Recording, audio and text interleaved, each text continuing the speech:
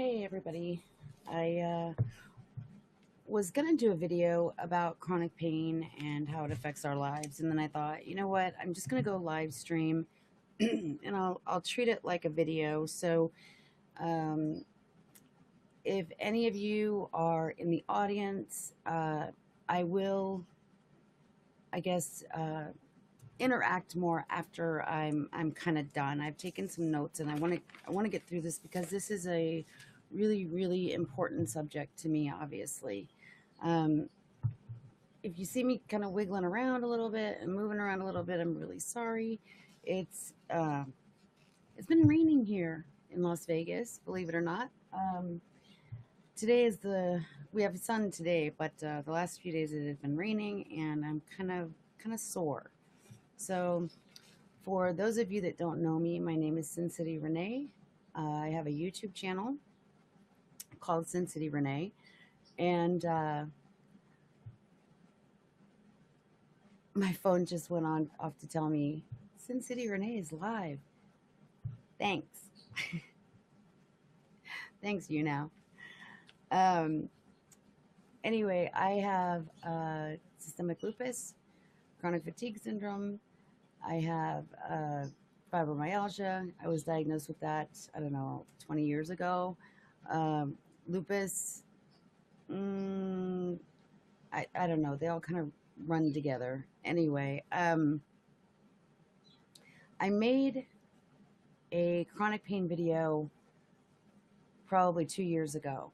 And then I ended up kind of being forced to take a break uh, from social media. And so with that, I thought, well, I might as well just kind of start my channel over, reintroduce myself, get everything so that nobody has to go through archives to see what the heck I'm talking about. So uh, I had been debating. There are two very important videos that I need to get out first. One of those is this one, dealing with chronic pain. The other one is suicide and how it affects our lives, especially a chronic pain patient's life. Um,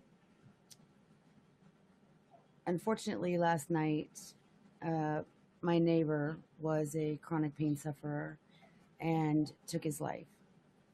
I made a video about that um, last night, kind of uh, a quick video about it um, to bring awareness because it is something that affects all of us. And so I, hold on one second. Also, those of you that know me know my mother is visiting with her dog, and her dog is outside my room whimpering to get in. So hold on.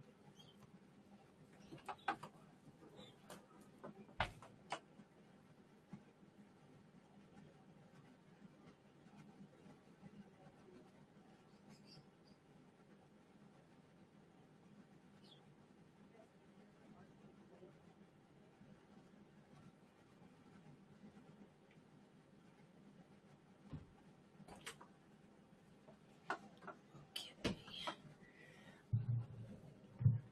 All right, sorry, I'm back. Hopefully she will stay gone, but who knows? She's a little Shih Tzu, and everybody else is at the kitchen table right now playing cards, and she jumps down off the couch to come back here and see me. But my cat is in my room, so that's not a good idea at all. Anyway, last night I did a quick video about suicide. Um, this is something that is never far from people's minds who deal with chronic pain on a daily basis. So keep that in mind, okay? That will probably be my next video, but I'm really not done gathering information and resources and things like that. Let me just say here straight up, I am not a doctor. I'm not a counselor. I'm not a psychiatrist. I don't have that cool white coat that, they have. So my advice comes from my own personal experience. That's it. Um, I have run support groups for many years. I have helped people set up support groups in their towns, their cities. I help people set up their own support groups online. And also at one point was writing a book about chronic pain. However, when my computer crashed, it took my book with it, and I kind of went, "Oh man, I'm so done with this." So I kind of go back to it, and I write a chapter, and then I go, yeah, I can't right now. I just can't. Or something will come up, and you know,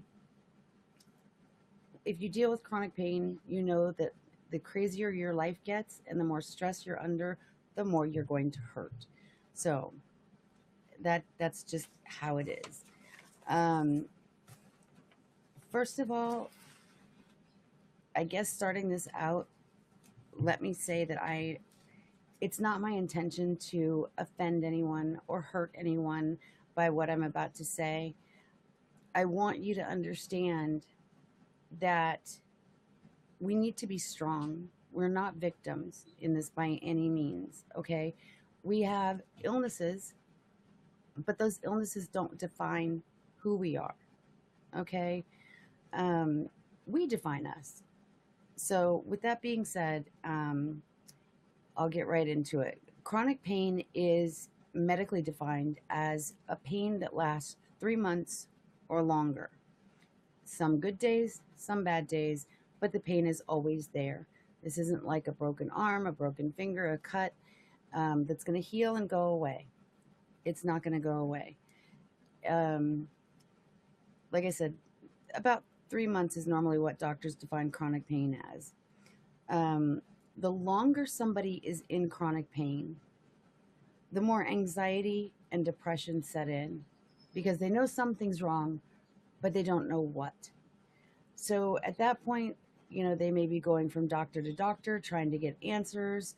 Uh, they may end up going to many different specialists, many different doctors, just trying to get those answers. If this is you and where you are right now, if you've not been diagnosed, keep a journal. It's very, very important to keep a journal because some things that seemingly don't go together, like IBS, and uh, maybe you have a sore throat or uh, muscle twinges or something, and those seemingly don't have anything to do with each other. But in fibromyalgia, a lot of times before I go into a flare, I will get the hoarse, raspy voice and the sore throat, and the IBS will flare up as well.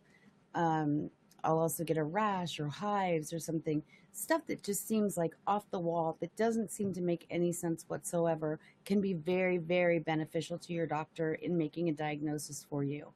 Um, Normally, I will tell you the average time for diagnosing fibro. This isn't lupus or rheumatoid arthritis. While they all may have some things in common, it's a different kind of beast where a lot of times it'll take them up to a year to diagnose fibro. So the more signs, the more symptoms, the more things you can, pieces of the puzzle you can gather at home and put together and show your doctor, here, this is all what's going on. That will really, really help shorten that time frame, and the sooner you'll be getting medicines that will help you. Okay, so like I was saying, the longer that pain goes on, the more anxious people become, the more depressed they get. Depression and anxiety kick off more pain, so it becomes this vicious cycle, or some people say vicious circle, whichever. It's horrible because it keeps throwing you back into it, more pain, more pain, more pain. So try to be calm, get a diagnosis. um, and I remember at that time in my life, I was frantically searching for answers, frantically searching for a doctor. Just somebody help me, somebody help me. And I ended up having to go out of Las Vegas to Mayo Clinic in Scottsdale, Arizona, and they diagnosed me. So, um, if y'all see me looking down, it's because I wrote notes down. Um, this is also the time before you're diagnosed, is when people will say really, really stupid things to you. and it will piss you off because they say things like, if you just change your diet, you eat so horribly. What are you talking about? Change my diet. My body hurts. It has nothing to do with my diet, which we'll get into that. But, or, go for a walk, get outside and get some fresh air. I remember somebody told me, um, you know, if you would just get out of the house and go for a walk, get some fresh air, you'd feel so much better.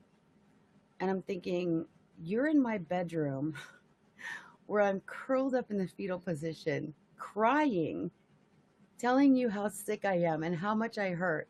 And you're telling me, just get out of the house, go exercise. No, it doesn't work like that. As a matter of fact, if you're in a flare like that, do not go exercise. Do not. You will pay for it the next day and the next day and probably the next day. Um, you'll have people say, oh, yeah, everybody hurts. Yeah, everybody hurts sometimes. Or, well, you're getting older. You're getting older. Of course, you're going to have pain. Yeah. Or I had a doctor tell me, I said, I'm so tired. I'm just so tired. And what he didn't let me say was, when the stoplight turned red, I was falling asleep. When it turned green, my daughter or my son next to me would say, Mom, the light's green. Till the next stoplight, and I would go to sleep again. Bone tired. Bone tired. And the doctor said, well, we're all tired. We all have busy lives. No, I'm telling you, did you sleep on your way to work this morning? Take little cap naps here and there? Because I did, coming to your office. That's exhaustion. That is, I am so tired. I'm physically sick now. That kind of exhaustion. And the one I hear so often, you don't look sick. It takes a lot of work not to look sick some days. And especially with the lupus, because I do wear a lot of makeup because I do have a lot of lupus scars all over my body.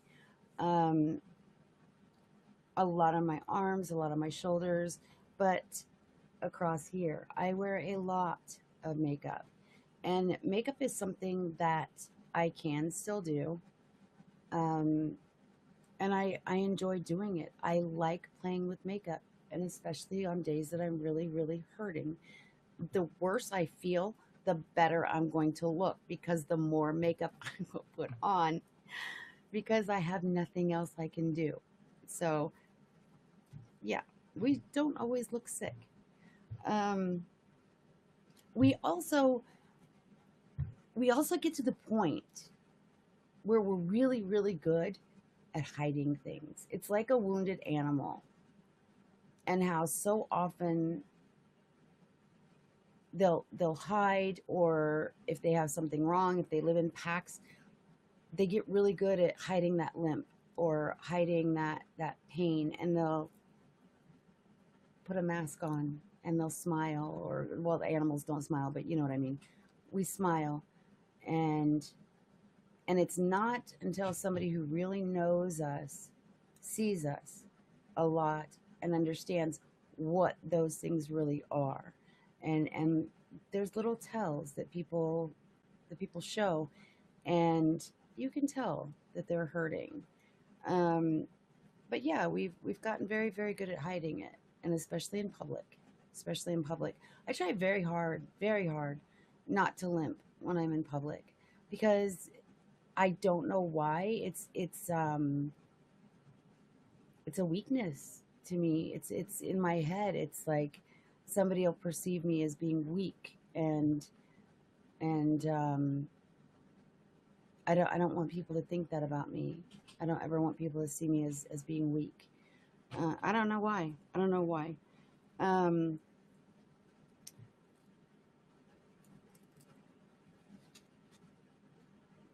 going through my notes. Yeah. Also, this is before, but also right after being diagnosed. A lot of people get really withdrawn and they'll stay home. They don't want to go out. They don't want to go do things. And I know I forgot to write this down, but it reminds me of, I was bedridden for a year, a solid year. I was bedridden. And in that time, I lost every single friend that I had. And don't go, oh, don't do that. Because listen, I don't blame those people. I absolutely don't blame those people because they have lives too. How many times can you call somebody and say, hey, do you want to meet for lunch? Or, hey, do you want to go out for drinks? Hey, do you want to go do this? And you're like, I'm just too sick. Those people are going to find a new group of friends that do want to go do things. And that's fine. They have lives to live too. I can't be selfish and say, "No, I don't want to go do anything because I'm laid up in bed right now, but I don't want you to go do anything either." That's not a good friend. Let's be realistic. They have families, they have lives. They have lives to live. And there are just times that we can't go out and live life, okay? There are times that you can too. So when you can, do. Um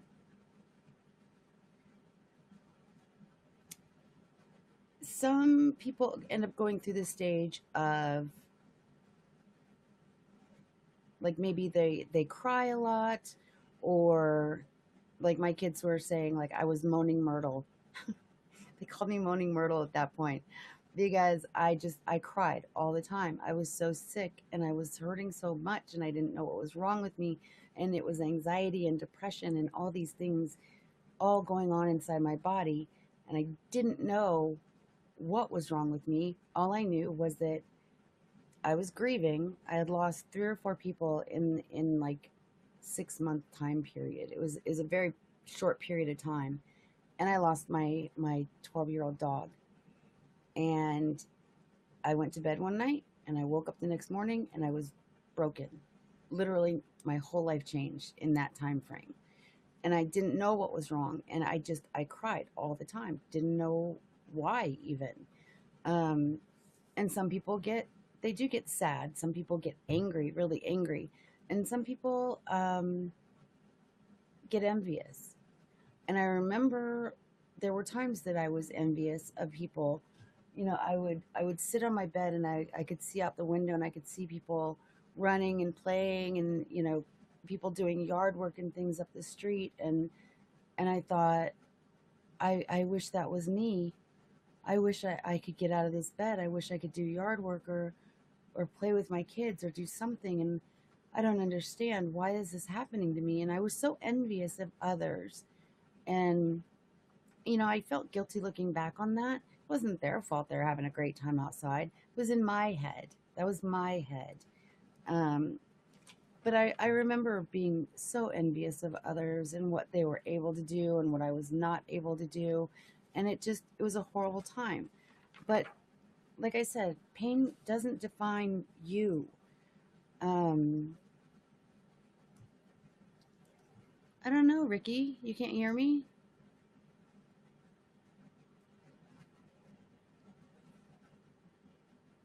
Aw, thank you. Um, but yeah, don't let pain define you. I don't want to.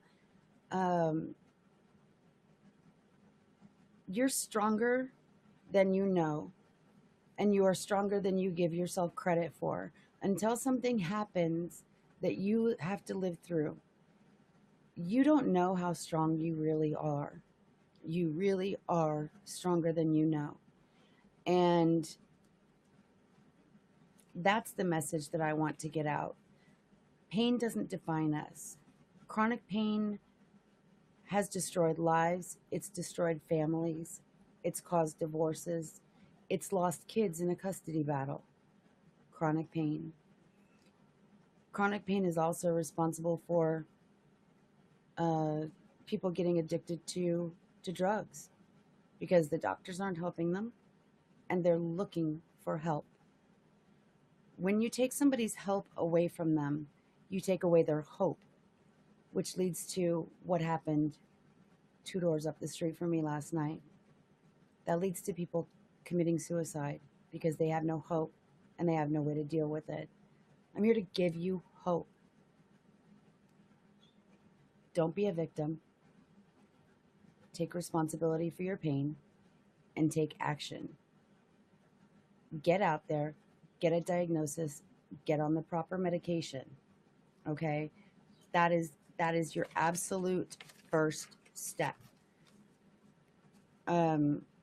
When I go into a flare, I take a lot of warm baths, not hot, not cold, absolutely not cold, because if I get into cold, my whole body, once I shiver, my whole body goes into that all over Charlie horse and it hurts.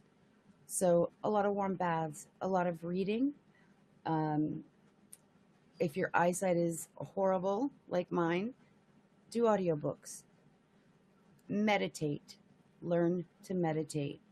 Mine is always, I start out focusing on my deep breathing. Don't hyperventilate and pass out. But I start off by deep breathing, picturing myself on a beach somewhere. Feel the sand between your toes. Feel the waves washing over your feet, up your legs. Feel the warm sun on your body. Um, really, really picture that. And the longer you can stretch out that mental visual, and really feel it, really get into that. No matter where you go, maybe you'll go skiing in the Alps. Um, really concentrate on that, focus on it, and you'll be surprised at how much it lowers your pain. Um, Reduce stress as much as possible. If your mother-in-law or your mother pisses you off, get them the fuck away from you. Stay as far away as possible, as much as possible. Don't deal in drama in your life. This is a whole new ball game. You need to turn around. You will grieve for the person that you were. Go through that grieving process, which is another video that I'll make. You'll want that person back, okay? Because a part of you dies. Part of you is gone, and you'll never have that person again. But who you will be in the future is up to you. You're a whole new person. It's a brand new day. You decide now what you want to be. You have to have goals. They'll change from what they used to be, but you have to have them in place. Um, like I said, reduce your stress. Get stress as far away from you as possible. Yeah, it's going to happen. Shit's going to hit the fan every now and then. It's how you deal with it. Try to be calm, try to be collected and cool about stuff, because the more amped up you get, the more amped up your body becomes and the more pain you have. Um, if you are able to, and I mention this kind of cautiously because I don't want any of you going out there and say, Renee told me I could be a triathlon and I'm going to go do this. No, fuck no. Renee did not say that ever, not once. Not a chronic pain patient. Um, okay, Molly.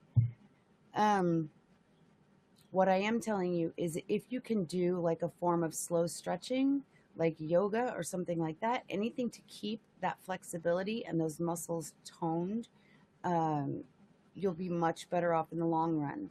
Up until a couple months ago, I could put my ankles behind my head. I can't do that anymore. I stopped. I was on stage a lot last year. I was caring for the little one here, and I had stopped doing yoga poses, and so I lost that ability. Don't lose what you have. Keep using it. Keep using it, because once you stop, it'll be gone. Um, One of the slower forms of yoga is called hatha, Hatha, and it's just excuse me, just the basic poses. Um, there's another one called restorative, And that one is a very good one also because it uses blankets or blocks or something to kind of prop up that body part so that you're not exerting your own kind of force to do things. It's propping you up to help you, just to stretch you out. Um, Next thing I would do is join a support group, whether it's mine or somebody else's. I can tell you this, until probably January 31st, I will not be in my support group very often because I've got the trial ongoing, and there's just some things that I shouldn't say, that I can't keep my mouth shut about, and I do say. So I'm not going in there for, I pop in and out. I tell everybody, hey, what's up, blah, blah, blah. But I'm really not there very often. So join a support group, whether it's mine or somebody else's. But that really, really does help people. If you join a support group, one thing to look for is that they are not a pity party. I tell people you have 2 minutes to feel sorry for yourself. If that's the kind of mood that you're in, that's fine. You have 2 minutes. And then cut the shit, snap out of it. You're tougher than this. Let's pick ourselves up and move on. Because a pity party meeting is not what you need. That is not going to help you get to where you need to be, which is you need to have a feeling of, I don't know if y'all just heard that. My kids are like, ah, and they're, adults. So I don't know what the hell they're doing out there. But you need to have a feeling of purpose. If you don't have that, you start to lose hope. Everybody needs purpose. If your support group is not helping you with that, get the fuck out and find one that does. If everybody's sitting around crying, telling, having pissing contests about how much more I hurt than you do, or my childbirth was so much harder than your childbirth, I was in labor 4 days, well, I was in labor 5. Fuck that. Don't stay around for that noise. Keep it moving. Go somewhere else. Find some place where they really, really work to help you get answers for yourself, because those are in no way, shape, or form beneficial for you. Um, I can't stand that. We are all in pain. We all hurt. Okay? It's none of this, well, I have this, well, I have that. No. We all hurt. Period. That doesn't entitle me to any more than it entitles you. I'm not any more special than you are. It's just how it is. We're all on a level playing field. So suck it up, Buttercup. Sorry, not playing that game. Keep a journal of your daily activity, what your pain level was on a scale from 1 to 10. 1 being, I stubbed my toe, to 10 being, oh my God, it feels like somebody just ripped my arm off. That being 10. Pain level, activity, sleep, and diet. I can tell you this. Anyone diagnosed with fibromyalgia will probably have a sleep disorder, which is why they'll say, we're going to do a sleep study on you. Sleep disorders are extremely, extremely common. As a matter of fact, there are some doctors that say you cannot have fibro unless you have a sleep disorder. So when I tell people chronic fatigue syndrome, they go, oh, you sleep all the time. No, I sleep for an hour and I'm up for 4 or 5 hours, and then I doze off and I sleep for another 45 minutes or so, and then I'm up for another 3 or 4 hours. That's chronic fatigue syndrome. It's totally opposite of what people think it is.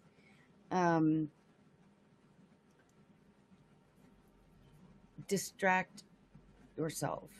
Like I said before, take a bath, watch a movie, listen to audiobooks, anything to take your mind off of the pain. Call your best friend. Do not call your best friend and go, oh boy, I'm really hurting today. No. No. Call your best friend and say, what are you making for dinner? Which is another thing I wanted to add. I know this is kind of like chopped up all over the place. I took notes, and then after last night happened, everything is everywhere. Um, if you have little ones at home, see if maybe one of your neighbors or somebody like that, maybe you guys can take turns carpooling to and from the school. If you drive your kids to school and have to get out, mornings are not the best time for us. To be honest, middle of the night is normally the best time for us. Our body clocks are flipped backwards. It's true. So, anybody that says, hey, watch this lady right here because she's going to tell you about my pain, that is true. We're up all night long a lot of times, and we want to sleep during the day because our body clocks are backwards. And that's been proven. So, yeah, that's true. They're not lying. We also don't think about sex a whole lot. That's true too. Sorry, all you husbands out there or wives out there. But that's true. You know, if you had a horrible migraine and somebody said, hey, looking kind of sexy today. No, no, I'm not. Nobody wants to be touched when they're hurting. So on a day when the pain is maybe a level 2 or a level 3, we might go, hey, I'm looking pretty sexy today. But to approach us on a bad day and say something like that, it makes us want to put our fist through your teeth, and you'll be spitting chiclets. So I guess what I really, really want to say to you guys is our lives can change in the blink of an eye. Mine did. It happens. Um, be grateful for every single minute you have that you're healthy, for every single minute that you're here. Be proud of every moment that you fought through that pain and that you decided to keep on going. Be proud of yourself for that. And remember that you are not your illness. You are not fibromyalgia. You are not lupus. You have those things, but they don't define you. And that is the most important thing out of anything that I can tell you, is that yes, your life has changed. Yes, it's totally different. Yes, you still have purpose. You still have a reason for being here. We just have to find your purpose now. So I want to thank you guys for coming. That really ends kind of the chronic pain portion of the video that I wanted to put up the other day that I didn't get a chance to. But if you guys have any questions or any comments, now is kind of the time that I'll do that.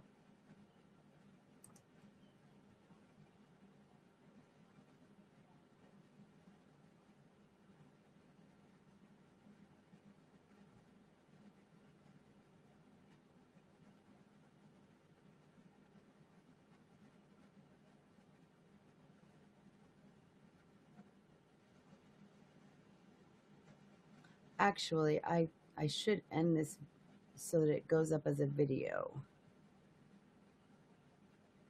But yeah, after last night, the the guy up the street committing suicide, being a chronic pain sufferer, and I've lost people in the past, and I know that I will in the future from chronic pain. But all I can say is just stay strong. There's a reason that you're here, and for every minute that you choose to go on living and choose to suffer through it, be proud of yourself for that. You're doing it, and there is hope. There is hope. I mean, they're looking for cures. I wish that they hadn't made narcotics so very hard to get.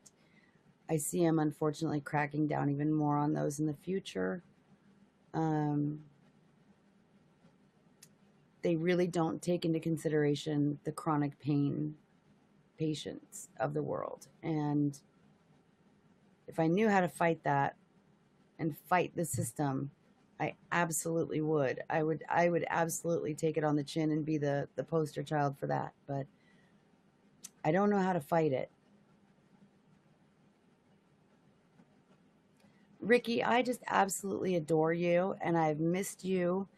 And every time I think, I've got to do this, I've got to call Ricky, I've got to get in touch with Ricky. And then, our phones are just dumb. But, and I'm, like I said, until the 31st, I'm rarely on Facebook anymore. But, Twitter, oh, you know what? I got a new phone. I wonder if it'll work. We can try that.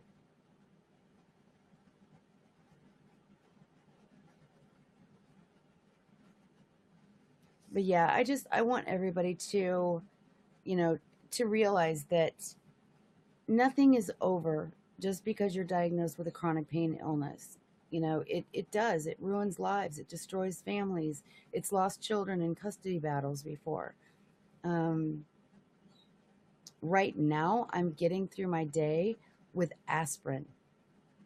And I can't even tell you how much I take during the day. It's a ridiculous amount, but it's what I have to do. You do what you have to do to do what you have to do. And I have the little one here, so it it's just what I have to do to keep going. But anyway, you guys, I'm gonna end this for now. I'm gonna do a live stream tomorrow, and it's just gonna be kind of a silly, laid back kind of live stream, so that we can, kind of laugh and have a good time and kind of just take our minds off of everything for a little bit. Uh, there's a few really crazy news stories that I ran across this week, and I just really wanted to share them with you guys because it's like, are you kidding me? So it's kind of going to be one of those live streams where it's like, are you sitting down? Because y'all ain't going to believe this shit. So it's going to be like that. So I'm going to try for.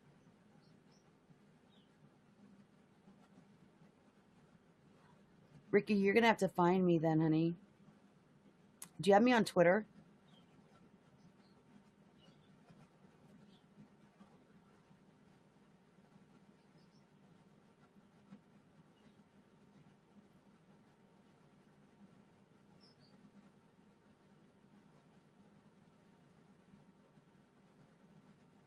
Yeah. Yeah, or look up, should be that. I don't know. There's a padlock on mine. Okay, I'll find you. Um, but yeah, because of the whole court and trial thing, I locked mine down so that if people don't know me, they can't just read my shit. But yeah, tomorrow should be a lot of fun, and I don't know if I'm going to be getting up early tomorrow or late tomorrow, so I'll just have to play that one by ear. Um, Also, keep in mind the lady up the street that just lost her husband a couple nights ago. She kind of keeps popping in, so which is what I was doing earlier. She came down to talk to me, and um, I think since I was kind of like the first one there, she kind of clings to me a little bit for support, and that's absolutely fine. She's a really kind, sweet woman, and I just absolutely, my heart breaks for her that, boy, that it's horrible. But anyway, you guys, I'm going to end this for now, and I will see you tomorrow. Much love to you guys. Stay strong. We're not victims. We're patients, but we're not victims. So I love you guys, and I will see you tomorrow.